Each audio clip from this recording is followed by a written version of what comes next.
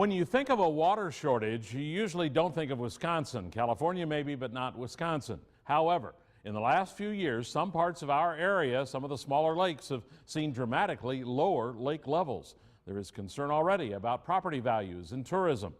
Fox 11 investigates this evening. Robert Horenchek finding out what's happening in our area and what some believe is causing it. When Dan Trudell purchased this property on Huron Lake in Waushara County back in 1988, it was the perfect lakefront getaway. The water was such the kids could swing high and jump and land in the water.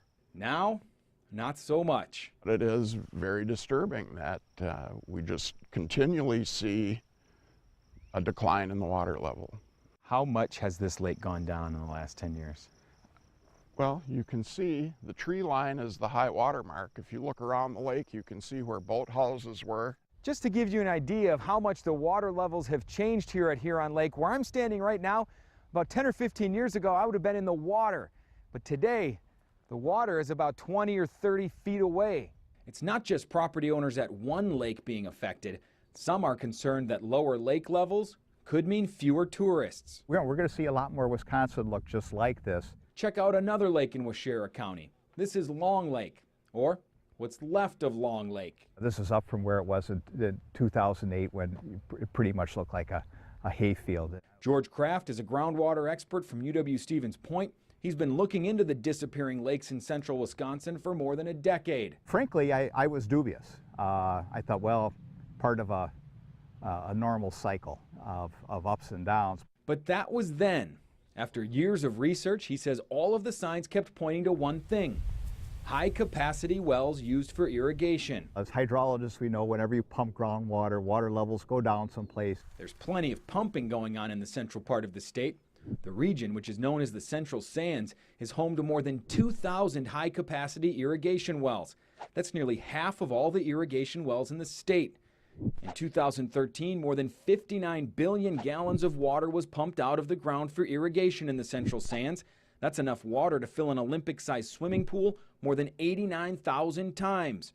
Trudell is convinced that pumping is causing lakes like his to go down. When you pump this water out of the ground, there isn't a water ferry down there that's generating more water. But some of the people doing the pumping say it's not that simple. What do you think is causing some of the issues at some of those lakes? Well, I think because we go through cycles. Nick Summers owns Plover River Farms, a third-generation vegetable farm near Stevens Point. His 3,000-acre farm has 28 high-capacity wells. We need the water. If we didn't have irrigation, I wouldn't be around.